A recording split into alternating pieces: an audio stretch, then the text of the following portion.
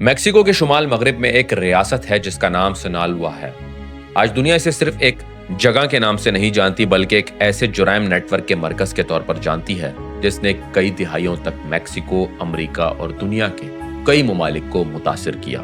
سنالوا cartel کی کہانی اچانک شروع نہیں ہوئی، اس کی جڑیں 1960 اور 1970 کی دہائی تک جاتی ہیں، جب میکسیکو کے پہاڑی علاقوں میں افیون اور چرس کی غیر قانونی کاشت بڑھنے لگی۔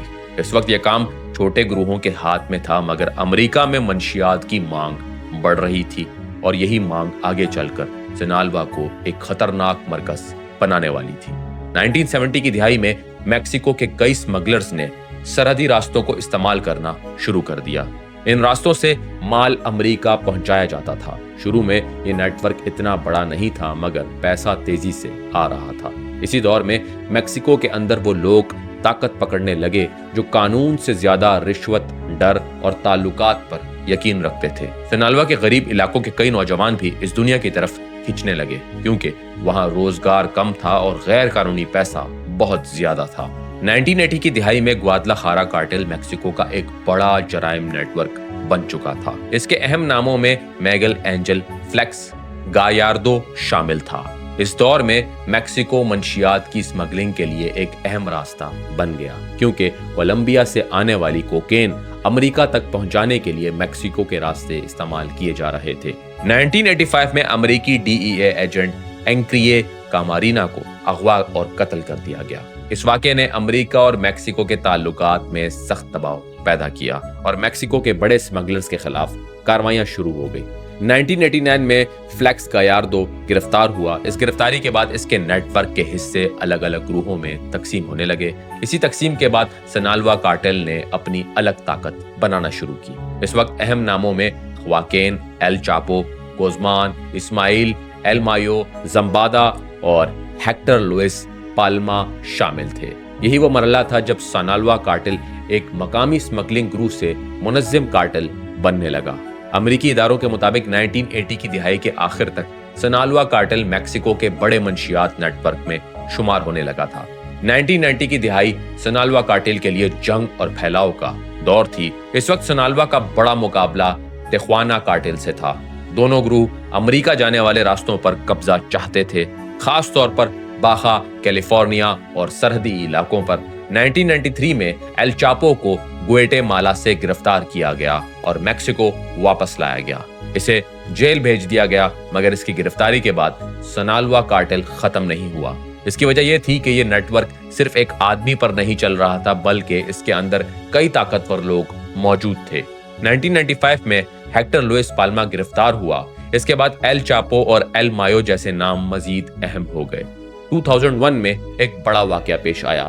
ایل چاپو میکسیکو کی ہائی سیکیورٹی جیل سے فرار ہو گیا۔ یہ فرار سنالوا کارٹل کے لیے بہت بڑا موڑ تھا۔ اس کے بعد ایل چاپو نے دوبارہ اپنی طاقت بڑھائی، راستوں کو مضبوط کیا اور امریکہ تک منشیات پہنچانے کے نظام کو مزید منظم کیا۔ امریکی ICE کے مطابق 1980 کی دہائی کے وسط سے 1993 تک ایل چاپو سنالوا کارٹل کا ایک درمیانی سطح کا آدمی تھا، مگر بعد میں وہ اس نیٹ ورک کا بڑا لیڈر بن گیا۔ 2000 کے بعد سنالوا کارٹل کا اثر بہت تیزی سے بڑھا۔ اس دور میں کارٹل نے کوکین، چرس، ہیروئن اور میتھ جیسے نشہ آور مادوں کی اسمگلنگ میں بڑا کردار ادا کیا۔ سنالوا کا اصل فائدہ اس کے راستے تھے۔ اس کے پاس زمینی راستے بھی تھے، سرنگیں بھی تھی، سمندری رابطے بھی اور سرحدی نیٹ ورک بھی۔ یہ کارٹل صرف تشدد سے طاقتور نہیں بنا بلکہ اس نے رشوت، رابطوں، خوف اور کاروباری انداز کو ملا کر اپنا نظام بنایا۔ 2003 کے بعد سنالوا کارٹل مزید طاقتور ہوا کیونکہ اس کے کئی حریف کمزور ہوئے۔ اس وقت ایل چاپو کو دنیا کے سب سے خطرناک اور طاقتور منشیات اسمگلرز میں شمار کیا جانے لگا۔ امریکہ میں سنالوا کارٹل کا نیٹ ورک کئی شہروں تک پہنچ گیا۔ اس کارٹل نے مال پہنچانے کے لیے ٹرک، سرنگیں، چھوٹے جہاز، کشتیوں اور خفیہ راستوں کا استعمال کیا۔ اس کا مقصد صرف ایک تھا، امریکہ کی منڈی تک مسلسل سپلائی برقرار رکھنا۔ 2014 میں ایل چاپو کو میکسیکو میں دوبارہ گرفتار کیا گیا۔ بہت سے لوگوں نے سوچا کہ اب سنالوا کارٹل کمزور ہو جائے گا، مگر ایسا نہیں ہوا۔ 2015 میں ایل چاپو ایک بار پھر جیل سے فرار ہو گیا۔ इस बार इसके फरार के लिए एक लंबी सुरंग इस्तेमाल की गई। ये वाकया दुनिया भर में खबर बन गया। इस फरार ने यह दिखा दिया कि कार्टेल के पास जेल के बाहर ही नहीं, निजाम के अंदर भी असर मौजूद था। जनवरी 2016 में एल चापो दोबारा पकड़ा गया। 2017 में इसे अमेरिका के हवाले कर दिया गया। 2019 में अमेरिकी अदालत ने इसे उम्र कैद के साथ मजीद 30 साल कैद की सजा सुनाई। अमेरिकी महकमा इंसाफ के मुताबिक ये सजा 17 जुलाई 2019 को सुनाई गई। इसके बाद एल चापो का दौर खत्म समझा गया, मगर सिनाल्वा कार्टेल खत्म नहीं हुआ, क्योंकि इसके अंदर पहले से मौजूद दूसरे धड़े काम कर रहे थे। एल चापो के बाद सिनाल्वा कार्टेल के अंदर ताकत की नई तकसीम शुरू हुई। एक तरफ इस्माइल एल मायो जम्बादा का असर था, दूसरी तरफ एल चापो के बेटों का धड़ा था, जिन्हें आमतौर पर लॉस चापेतोस कहा जाता है। ये नई नस्ल पहले से ज्यादा खतरनाक इसलिए समझी गई क्योंकि इसने फेंटानिल जैसे मस्नूई नशे पर ज्यादा तवज्जो दी। फेंटानिल कम मिकदार में भी बहुत खतरनाक होता है और अमेरिका में ओवरडोज अमवात के बहरान में इसका बड़ा किरदार बताया जाता है। 2020 के बाद सिनाल्वा कार्टेल की कहानी एक नए मरहले में दाखिल हुई। अब मसला सिर्फ कोकेन या हेरोइन का नहीं रहा, बल्कि फेंटानिल की तैयारी, chemical supply, laboratories, money laundering और आलमी राब्तों का बन गया। अमेरिकी DEA के मुताबिक सिनाल्वा कार्टेल और जलेस्को न्यू जनरेशन कार्टेल अमेरिका में फेंटानिल के बड़े खतरात में शामिल है। 2023 और 2024 में अमेरिका ने सिनाल्वा कार्टेल से जुड़े कई लोगों और कंपनियों पर पाबंदियां लगा दी। मकसद ये था कि फेंटानिल के लिए इस्तेमाल होने वाले केमिकल्स, माली नेटवर्क और सहूलतकारों को निशाना बनाया जाए।